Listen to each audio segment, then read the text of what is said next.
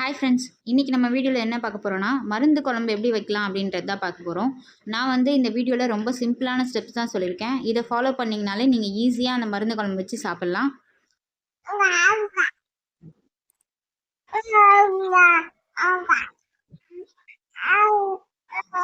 First மருந்து குழம்பு வைக்கிறதுக்கு வந்து நீங்கள் ஒரு பேன் எடுத்துக்கோங்க. அந்த பேன் வந்து கொஞ்சம் விரிஞ்ச மாதிரி எடுக்கிற மாதிரி பார்த்துக்கோங்க. அந்த பேனில் வந்து நான் வந்து நல்லெண்ணெய் ஊற்றுறேன். நல்லெண்ணெய் ஊற்றி செஞ்சுக்கோங்க மருந்து குழம்பு. அப்போ தான் வந்து அது ரொம்பவே உடம்புக்கு நல்லது. ஸோ கொஞ்சமாக நீங்கள் நல்லெண்ணெய் ஊற்றிட்டு அதுக்கப்புறம் வந்து ஒரு 10 15லேருந்து நீங்கள் சின்ன வெங்காயமும் ஒரு 10 பூண்டும் நீங்கள் எடுத்துக்கோங்க. அதை வந்து நல்லா அந்த எண்ணெயில் போட்டு நீங்கள் வதக்கணும். பூண்டு வந்து நீங்கள் நிறைய சேர்த்துக்கிட்டிங்கன்னா அம்மாவுக்கு வந்து ரொம்பவே நல்லது. பால் கொடுக்கும்போது அவங்களுக்கு எதிர்ப்பு சக்தி வந்து குழந்தைக்கு அதிகமாகும். ஸோ நீங்கள் பூண்டு நிறையவே சேர்த்துக்கோங்க. இதை வந்து நீங்கள் நல்லா எண்ணெயில் வந்து வதக்கிக்கணும் கொஞ்ச நேரம். ரொம்ப வந்து வதங்கணும்னு அவசியம் இல்லை. ஓரளவு வந்து கொஞ்சம் ப்ரௌனாக மாறினாலே போதும்.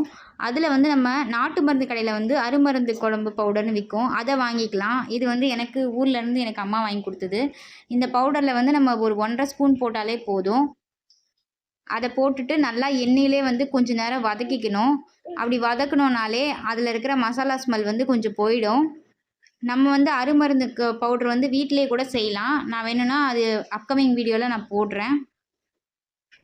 இது வந்து நான் கடையில் தான் வாங்கி யூஸ் பண்ணுறேன். அது கூட வந்து மிளகாத்தூள் வந்து ஒரு 1/4 ஸ்பூன் ஆட் பண்ணிக்கோங்க. அப்போ வந்து அது கொஞ்சம் காரமாக இருக்கும்.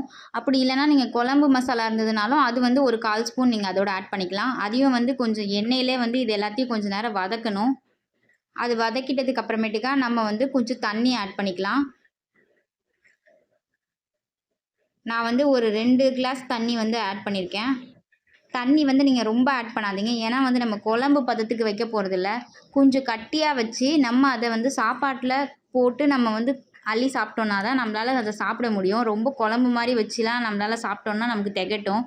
அதனால வந்து நான் எப்பயுமே வந்து கொஞ்சம் கட்டியாக வச்சு கொஞ்சமாக சாப்பாடு போட்டு அதை போட்டு நான் சாப்பிட்டுட்டு அதுக்கப்புறமா நார்மலான குழம்புல சாப்பிடுவேன். ஸோ இந்த மெத்தட் நீங்கள் ட்ரை பண்ணுங்கள். உங்களால் ஈஸியாக சாப்பிட முடியும்.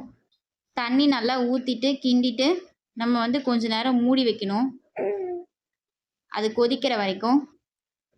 மருந்து குழம்பு நம்ம சாப்பிட்றதுனால வந்து குழந்தைங்களுக்கு சளி பிடிக்கிறத கண்டிப்பாக அவாய்ட் பண்ணலாம்.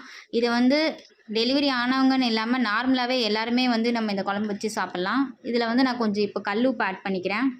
நீங்கள் வெங்காயம் வதக்கும் போது கூட அந்த உப்பு ஆட் பண்ணிக்கலாம். அதுக்கப்புறம் சிம்மிலே வச்சு நீங்கள் கொஞ்சம் நேரம் வந்து மூடி வச்சு கொதிக்க வைக்கணும்.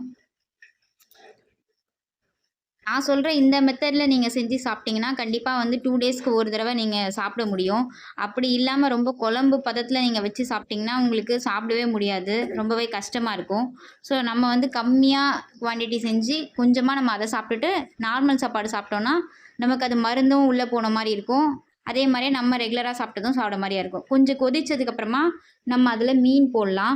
இந்த ஸ்டேஜில் வந்து நீங்கள் மீனும் போடலாம், முட்டையும் போடலாம்.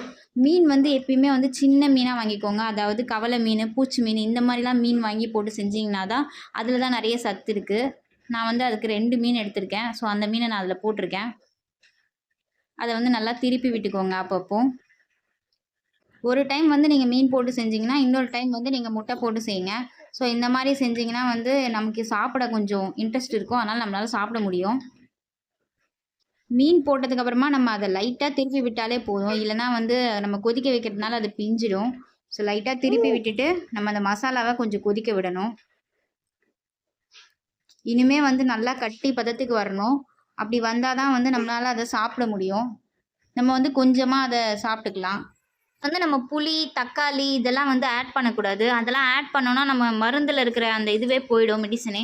ஸோ வந்து நம்ம அதெல்லாம் ஆட் பண்ணுறதை அவாய்ட் பண்ணிக்கலாம். வேணும்னா வந்து கொஞ்சமாக தேங்காய் மட்டும் வேணும்னா நீங்கள் அரைச்சி ஊற்றிக்கலாம்.